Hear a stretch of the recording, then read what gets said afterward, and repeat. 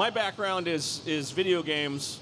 I was fortunate enough to work on the Mortal Kombat team for 17 years, mostly making blood and guts and stuff shooting out of people. My search history looks like a psychopath. What does it look like when I strangle somebody, Right. but something breaks and then there's a... Okay. You're slapping meat on a scanner, you know. But and then I started at CERN in 2015, and everything you see on the screen is actually has very little to do with me and a lot of other people. Like Dungeons & Dragons had 16 artists on it. It's the biggest game we've ever done. I don't know if you guys have seen it. Go check it out. Fine artists. Everything was hand illustrated and then animated by another group of people, and also all over the world. We had a guy from Greece working on it, another guy from Portugal. All these different artists worked on that game. But yeah, so I kind of herd cats. That's kind of my. I need to put. You're not hurting cats. You're herding. Herding cats. Got it, Yeah. right. Herding cats is what I do in my own time. My own free time. Again, search history. Don't Right. look Yeah. at that. Don't. Yeah. Bad. Chuck, actually, the first time you worked for Stern, weren't you on Mustang? Did you make the ball or something like that? A Mustang? The very first thing I ever worked on for Stern is I modeled the train for AC/DC. Oh, wow. Okay.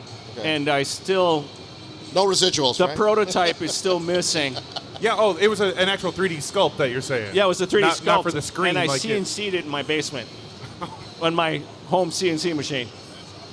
I feel bad always standing up here. I feel like a fraud because there's so many people that do all of the stuff you see on the screen. I did it all. It was all me. But one of the cool things about what we do, at least my team gets to do, is we get to actually make the toys on the play field. We get to do the graphics on the screen. We do some promotional videos. It's kind of everybody on the team is a jack of all trades. So it's probably the most interesting job you could ever have.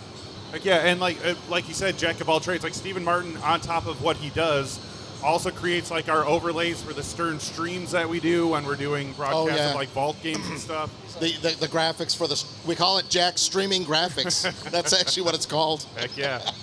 Well, I wanted to talk to you guys specifically about working on games and like the IP and the licensing and like the freedoms and the lack thereof that come with working on that. And I will open the floor to whoever wants to start talking about licensing. I'll start. Yeah. Chuck, what do you think?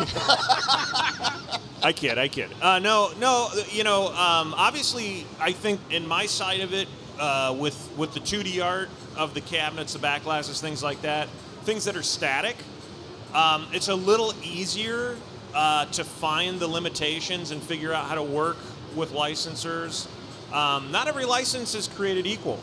And so it's one of those things where, we try to work through it from our end on the 2D side up front, early and often, so that by the time Chuck's team starts moving, hopefully we've worked out a few things. It's not going to help him that much because he's going to have way more headaches, but that's why he has a team of 10,000 people working with him.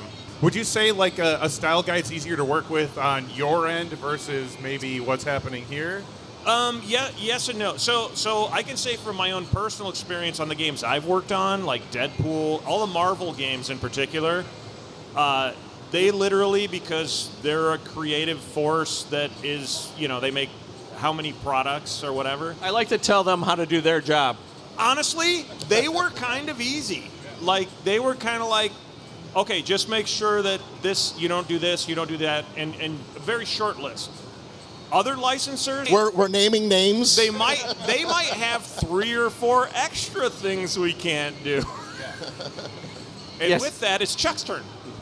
So really early on, when everything was dots, it was a lot easier for my department to get stuff pushed through the licensing sphincter. The licensing Meat portal. Meat grinder. That's a technical term. That's a technical term. portal. The brown portal. The brown portal. And then when everything went to the displays, suddenly you had everybody that was like an armchair animator, all chiming in and going, You know what I would do? So in a shout out to Jody. I like to rib the Jody Dankberg, but his job is a nightmare.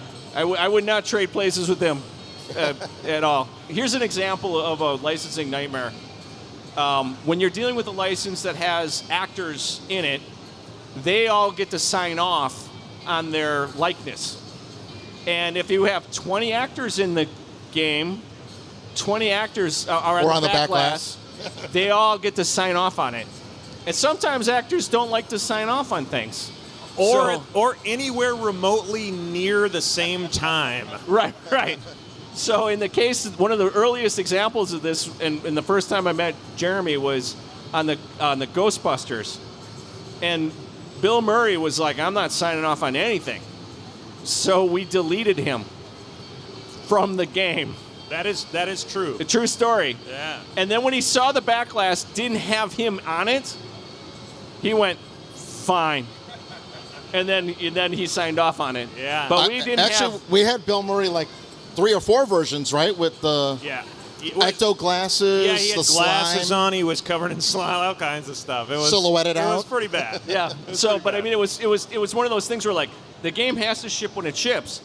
If you want to be involved in this, that's great. Yeah. Otherwise, yeah. How many more pinball machines are we going to sell?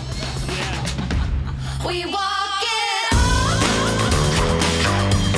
We walk it off.